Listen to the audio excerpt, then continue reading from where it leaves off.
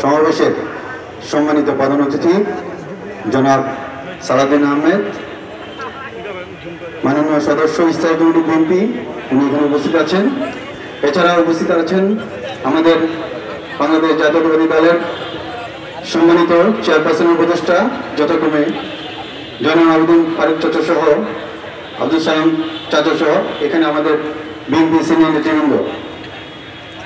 এছাড়া উপস্থিত আছেন অবিভক্ত ঢাকার আমাদের পরম শ্রদ্ধেয় মেয়র সাদেক হোসেন খোকা চাচার সুযোগ্য সন্তান, জনতার মেয়র নামে আমরা যাকে চিনি, আমাদের প্রাণপ্রিয় ইঞ্জিনিয়ার ইশরাক হোসেন ভাই। এছাড়া এখানে উপস্থিত আছেন আমাদের বাংলাদেশ জাতীয়তাবাদী মুক্তিযোদ্ধা দলের বিপ্লবী সভাপতি জনাব ইশতিয়াক আলী মুফার চাচা। এছাড়া আমাদের বীরগঞ্জ মুক্তিযোদ্ধা সহ আমাদের প্রাণপ্রিয় সংগঠন মুক্তিযুদ্ধ প্রজন্মের ভাই বোনেরা, আসসালামু আলাইকুম।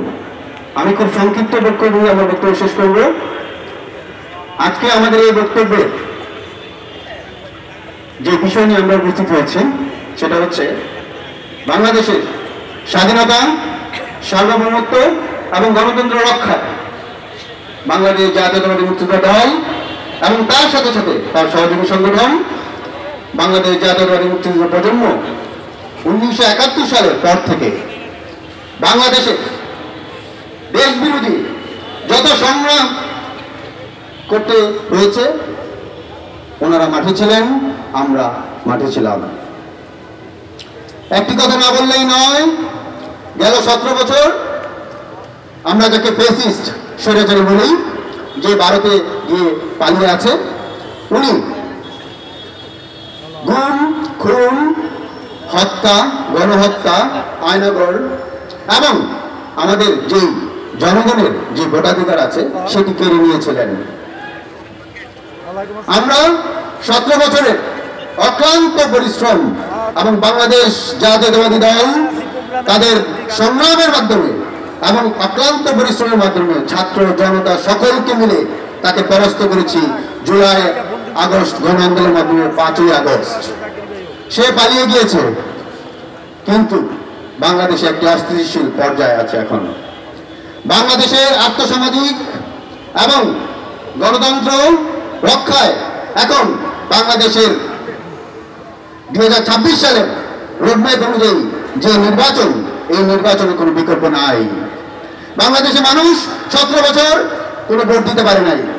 তারা আমি দামি পাতানো নির্বাচনের মাধ্যমে স্বৈরাচারী শেখ হাসিনা মানুষের ভোটাধিকার কেড়ে নিয়েছিল। আমরা বলতে চাই, এই প্রজন্ম আমরা মাঠে আছি, মাঠে থাকবো।